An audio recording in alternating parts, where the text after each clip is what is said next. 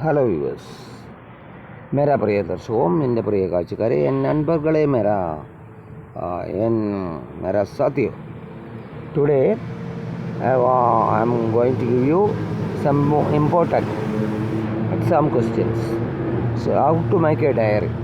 It's very important, not only for 8th or 9th or 10th, so but all classes.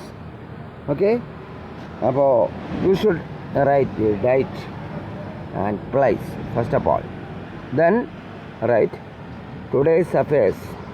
അന്തങ്ങൾ ചെയ്തു ഒരു ദിവസം, ആദ്യം ഡേറ്റും ആ ദിവസത്തെ കാര്യങ്ങൾ എഴുതുക. പിന്നെ വരുന്നത് എന്താണ്, നമ്മൾ എന്ത് ചെയ്തു ഓരോ ആ ദിവസം. രാവിലെ എണീച്ചു, ഇതുപോലെ ചെയ്തു, പഠിച്ചു, പിന്നെ ഇവിടെ പോയി കളിച്ചു, പല കാര്യങ്ങളുണ്ടാവും അല്ലേ.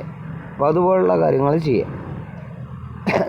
ദെൻ ഇപ്പോൾ just for an example, I walk early in the morning, then I done my whereabouts of the days, then go to the ground and played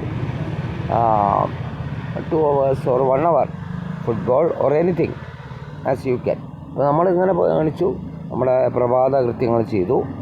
പിന്നെ ഞാൻ പോയി കളിക്കുകയും, നിങ്ങളുടെ ഏതാ താല്പര്യം അത് കേട്ടോ. ചിലർ ഡാൻസിങ് ആയിരിക്കും, പിന്നെ കളിക്കലോ ആയിരിക്കും. അപ്പോൾ അങ്ങനെ പോവുക. ദെൻ പിന്നെ എഴുതുക, പിന്നെ തിരിച്ചു വന്നു. Then backup from the ground or anywhere. Then പിന്നെ നമ്മൾ ഭക്ഷണം കഴിച്ചു, പിന്നെ ഉറങ്ങി കുറച്ച്. I slept 2 hours in the noon.